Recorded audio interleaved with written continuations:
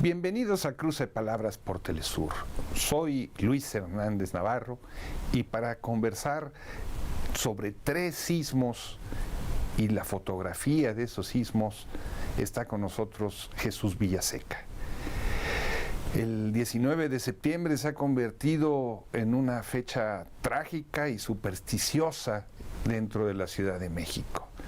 En 1985 tuvimos un terrible temblor con centenares de muertos, pero ese mismo 19 de septiembre en 2017 volvió a repetirse y lo mismo sucedió en 2022. Captando las imágenes de la calle ha estado Jesús. Jesús es director de Pohualizcali, ustedes disculparán la dificultad para pronunciar este nombre, Escuela de Cine Comunitario y Fotografía en Iztapalapa, un barrio proletario de millones de personas en la Ciudad de México. Jesús, muchas gracias por estar con nosotros en este cruce de palabras. Al contrario, Luis, muchas gracias por la invitación. 3 sismos, 19 de septiembre. 3 sismos, así es, Luis. ¿Dónde estabas tú el primer 19 de septiembre, el de 1985? Bueno, en 1985 yo circulaba sobre Avenida Juárez en un bochito clásico, 1973, y poquito antes de llegar al semáforo de Avenida Juárez y Valderas, empecé a sentir como una pequeña lanchita en alta mar. Yo por el espejo, ¿no? Volteé y dije, alguien me está haciendo la broma, lo está moviendo, ¿no? No vi a nadie. Y bueno, cuando reacciono y veo el Hotel Regis, prácticamente estaba yo en muy baja velocidad para dar la vuelta en Valderas, frente a la puerta del Hotel Regis. Un hotel clásico en el centro de la Ciudad de México, donde los políticos iban a tomarse baños de vapor con vodka, con jugo de naranja para curarse la resaca. Así es, un lugar ahí emblemático también, ¿no? Donde también llegaban grandes actores y actrices, ¿no? A tomar el café. ¿Y tú ves el Hotel Regis y qué está pasando? Sí, veo, y cuando volteo cae una especie de plafón, levanta polvo, y volteo a ver al Hotel Regis y ya prácticamente se veía de lado a lado, ¿no? Abriéndose completamente, que logré percatarme que penetraban ya los rayos del sol. Era un amanecer, 7:19 de la mañana, ¿no? Ese 19 de septiembre de 1900. ¿Y qué hiciste? ¿Te estacionaste? Sí, avancé muy lento, di la vuelta en Valderas, detuve el auto y saqué la cámara, ¿no? Inmediatamente. Ya el reflejo del fotógrafo. Así es, no lo pensé ni un instante, traía la cámara, agarré la cámara y empecé a hacer fotografías. Estamos hablando de cámaras que eran en rollo de blanco y negro. Rollo, ¿no? Sí, blanco y negro y color, una cámara de medio formato, una cámara mamilla, ¿no? Y que traía puesto un rollo, que esos rollos eran de 12 placas. Había gastado 6 una noche anterior cubriendo sociales, ¿no? Que era yo fotógrafo de sociales, retratar la crema innata de este país. De la sociedad. De la sociedad, ¿no? Entonces saqué inmediato la cámara, se termina rápidamente las 6 placas que traía, cambio rollo y seguía temblando. Fue un terremoto de poquito más de 2 minutos, que fue una eternidad. Una eternidad. ¿Y comenzaste a ver el drama humano alrededor? Sí, del Hotel Regis todavía me toca ver instantes antes de que se caiga, gente que salió pues literal en calzoncillos, algunos con maletas, que después me entero que estaban registrando y alcanzan a salir, ¿no? Y de ahí, pues dando la vuelta en Valderas, seguía temblando y me toca ver cómo la torre de Televisa se desploma sobre Avenida Valderas, ¿no? Que sufrió ahí muchos daños el edificio, hubo muertos, y a otros que atrapa en sus vehículos esa torre de acero que cae sobre vehículos también. ¿Y no temías tú por tu seguridad, por Sí, sí, claro, quien diga que no le tiene miedo a esto. Bueno, yo recuerdo que de joven no tenía miedo. En una de las secundarias que me expulsaron, porque me expulsaron de varias, creo que en la penúltima que me expulsan fue precisamente por un temblor. Empezó a temblar y estábamos en un primer piso y yo bajo corriendo y gritando, pues jugando, burlándome, y me hinco a medio patio y pues me expulsaron por hacer esa broma, ¿no? No les tenía miedo, pero a partir del 85 en realidad me marcó para toda la vida. Ver cómo se abren las grietas prácticamente en tus pies, ¿no? Y que no te puedes sostener de pie, para mí fue impresionante. Ver cómo se desploman los edificios. Ahora regresamos al 85. ¿Cómo te tocó el temblor del 2017? Bueno, impresionante. Yo estaba en casa. ¿Tú vives en el mismo barrio donde está la escuela, en Iztapalapa? Sí, en el cerro. Orgullosamente iztapalapense, yo amo a mi comunidad. Y bueno, pues ahí, en el Cerro de la Estrella, mi amado Cerro de la Estrella. Ahí, pues ahí está mi casa. Y cuando viene el temblor, pues se sacude. Ahí es una zona que no se siente mucho, porque fue un volcán, ¿no? Entonces abajo, el subsuelo, hay mucha roca, piedra volcánica, y no se sentían mucho, ¿no? Estos últimos se han sentido terriblemente. Cuando yo siento la magnitud, de inmediato dije, se cayeron edificios, ¿no? Se cayeron edificios. Y como era de día, el del 2017, no vimos esas luces que, pues primero yo pensaba que eran transformadores, producen un ruido similar cuando un transformador está haciendo corto, ¿no? Y las luces verdosas, azulosas, y ahora sé que no, que es energía que libera la Tierra. ¿Y eso lo viste en el 85 o en el 17? En el 17 me tocó. ¿Te tocó ver todas esas? Me toca verlo, sí. En el 17, y donde más lo veo es el del 7 de septiembre, ¿no? Este que pega muy fuerte en Oaxaca, ¿no? Chiapas y Oaxaca.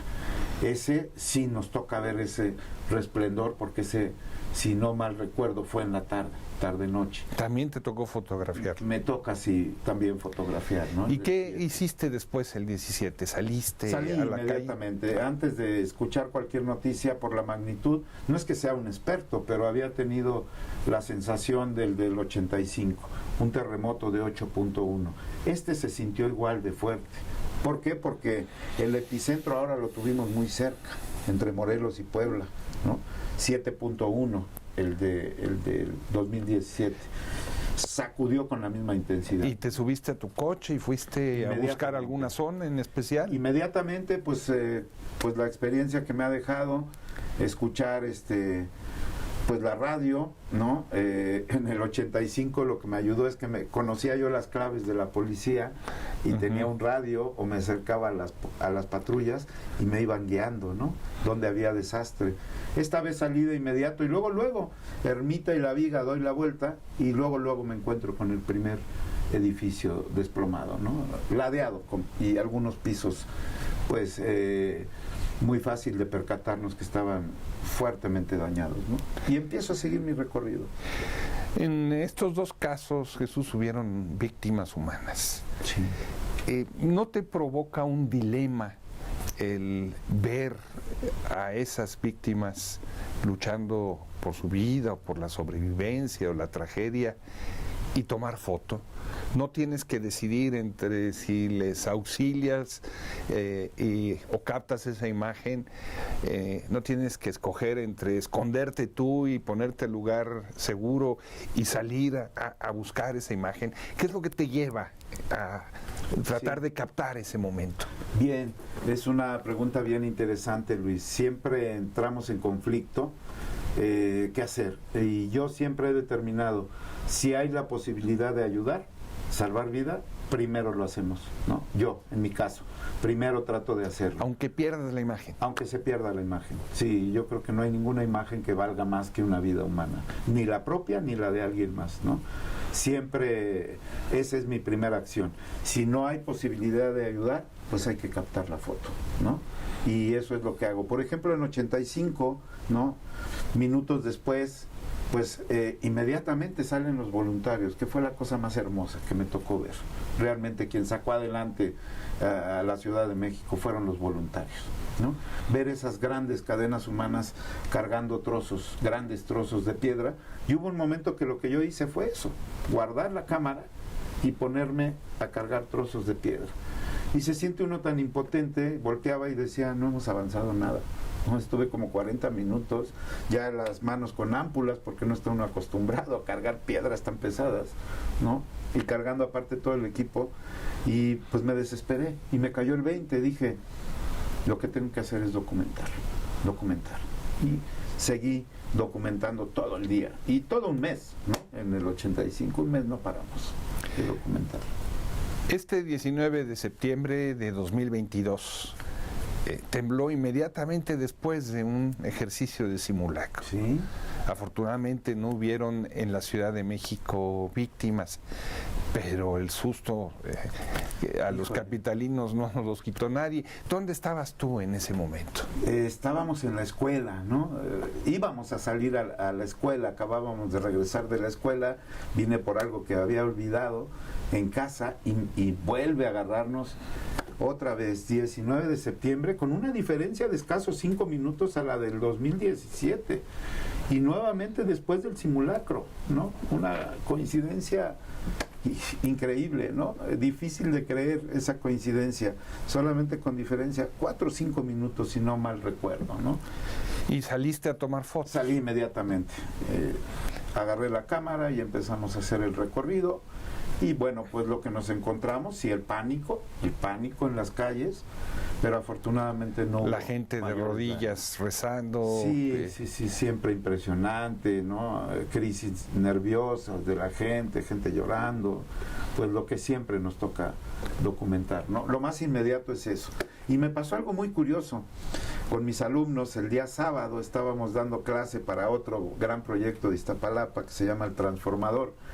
Y les dije, a ver, hoy vamos a hablar de los sismos, los terremotos, ¿no? Terremoto de 19 de septiembre del 85, terremoto del 19 del 2017. Y hoy es 17 de septiembre, les decía yo, un sábado 17. Toquemos madera, les dije, pero les voy a enseñar cómo cubrir un terremoto. Y les di toda la clase, 2 horas, basada en cómo cubrir. Yo insistí, toquemos madera, pero faltan 2 días para el 19. Mira, se replica. Se replica. Y los alumnos me decían que si era yo brujo, que si era... Les dije, no, nunca me imaginé nuevamente un tercer terremoto en 19 de septiembre. ¿Te parece si vamos a una pausa? Muy bien, vamos a esa pausa. Amigos, amigas, no se vayan. Volvemos en muy breves instantes.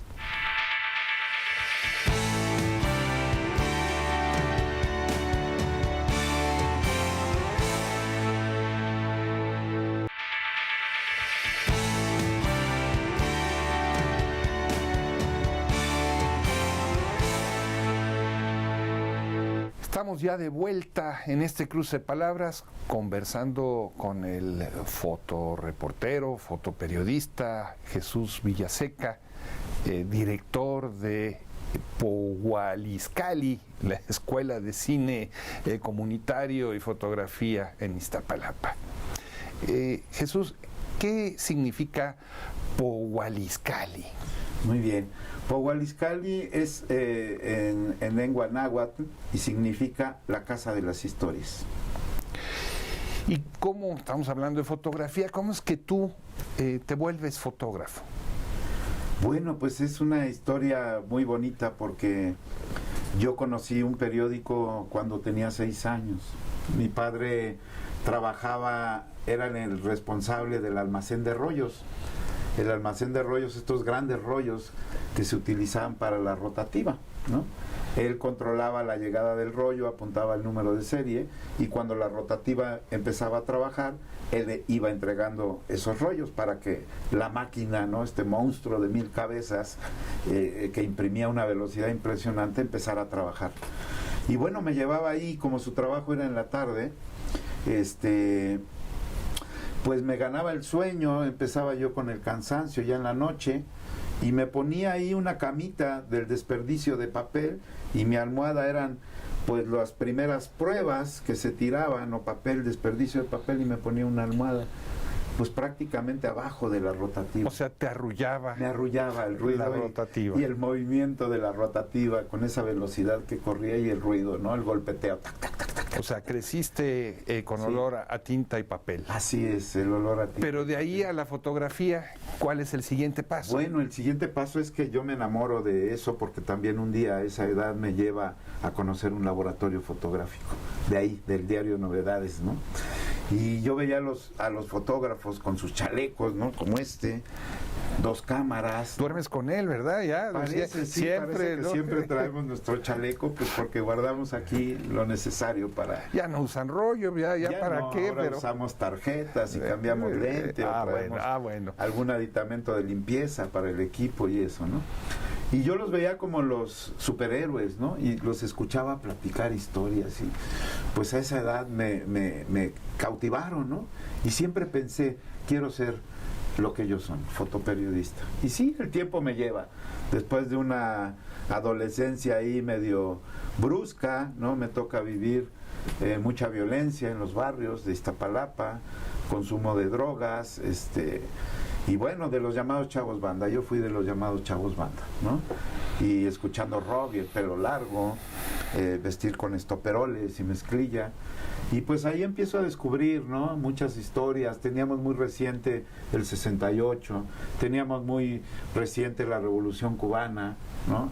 Y creo que retomamos un poco esa lucha, ¿no? Nuestros ideales era la libertad. Escuchar rock, que nos permitieran escuchar rock, ¿no? Queremos rock. Queremos rock, así, literal. Y bueno, se crean los hoyos funky, ¿no? Los hoyos funky, que eran terrenos baldíos, donde, pues, ilegalmente, clandestinamente, escuchábamos música, ¿no? Eso era todo lo que queríamos. Sí, fumar a lo mejor el churrín, ¿no? Pero no le hacíamos daño a nadie.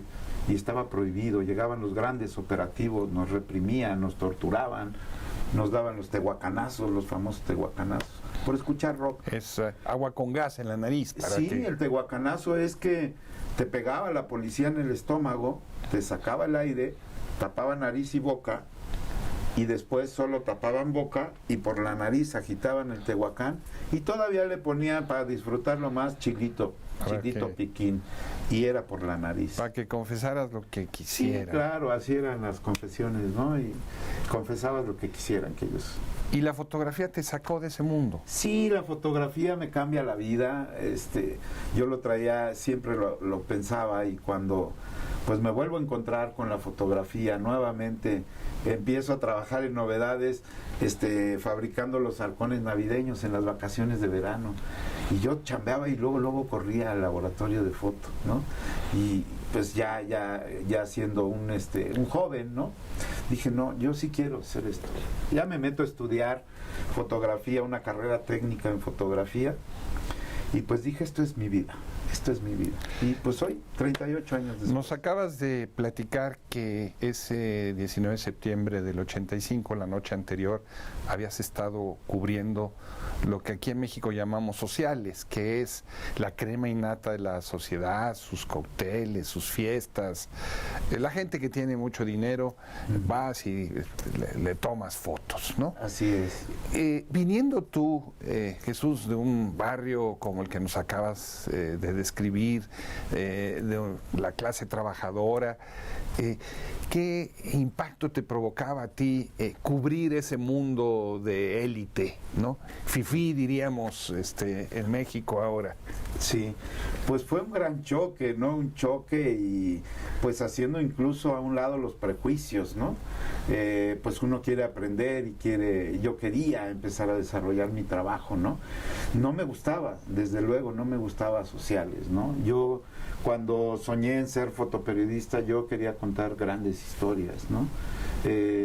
Tragedias, huracanes, y el terremoto, desgraciadamente por nuestro país, pero afortunadamente para mí como fotoperiodista, ahí es mi último día que hago sociales, una noche anterior al terremoto, porque después del terremoto del 85, un mes completo cubro pues la tragedia, ¿no? de nuestra ciudad, de nuestro país, y de ahí mi jefe me dice, tú no eres para sociales. Dije, por fin lo entendieron, que yo no soy para sociales. Y empecé a contar estas historias. Entre las historias que contaste en 1985 está el cómo en lo que era el estadio de béisbol de la Ciudad de México se tuvieron que llevar a los cuerpos que no tenían otro lugar a donde llevárselos. De manera que lo convirtieron en una inmensa morgue. ¿Qué sentiste tú de estar allí en ese momento? Fue muy impactante. Yo creo que son de las imágenes más dantescas, más apocalípticas que me tocó ver con el terremoto, ¿no? Digamos decenas, si no es que cientos de cuerpos ahí llegaron, ¿no? Ahí se concentraban todos los cuerpos que iban sacando de los escombros y solamente los tendían ahí donde se jugaba béisbol, que a mí me tocaba cubrir béisbol, ¿no? Ir a disfrutar de los tacos de cochinita y la emoción de un home run, y después me toca ver ese mismo estadio lleno de cuerpos, ¿no?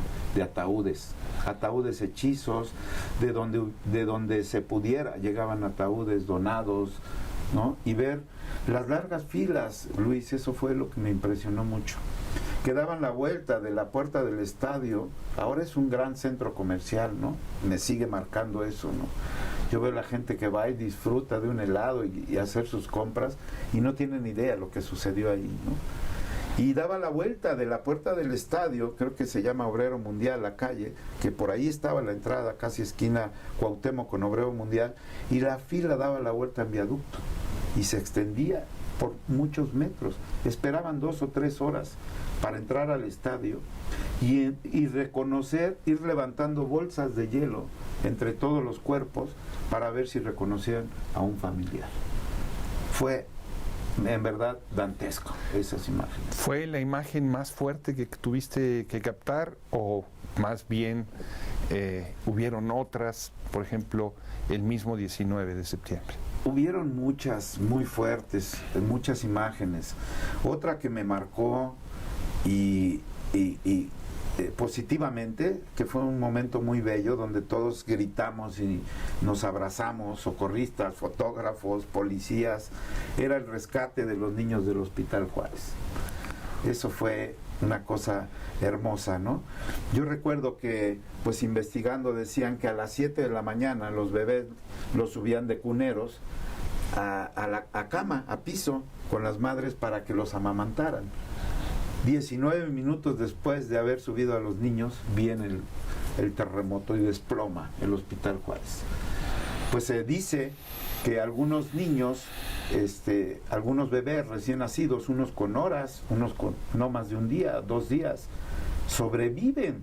Hasta una semana después son rescatados bajo los escombros y decían que se habían quedado en los brazos de la madre y siguieron amamantándose ya con la madre muerta.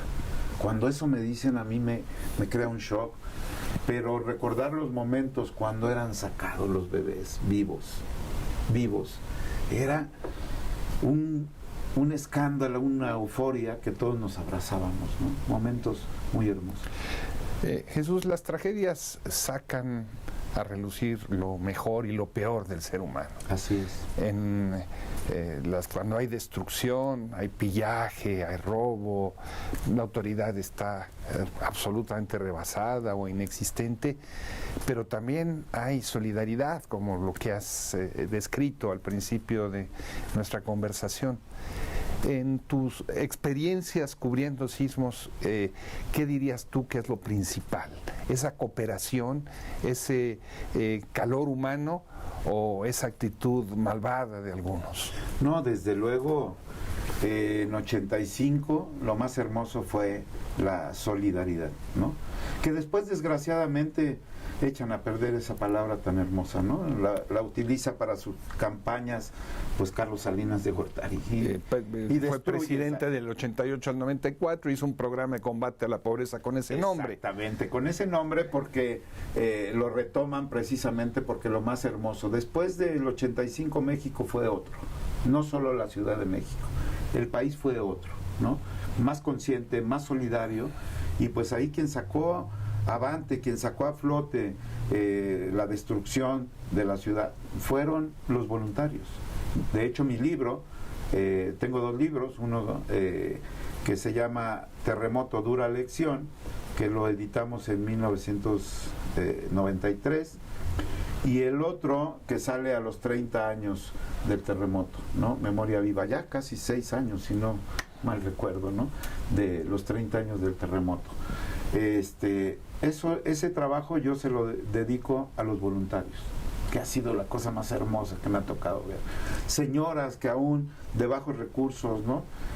Donaban bolsas con pan, jarras de café, y se acercaban a llevarle a esos voluntarios incansables, jóvenes, adultos, moviendo piedra por piedra, ayudando a trasladar víveres. Bueno, una cosa hermosísima. Bueno, sepultureros voluntarios en mi amada Iztapalapa, en el Panteón San Lorenzo, ¿no?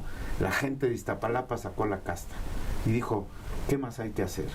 Ya no querían que se acercara tanta gente al centro. ¿Qué más hay que hacer? Sepultureros voluntarios, cavando las fosas comunes, ¿no? Y depositando los restos para que tuvieran una buena sepultura.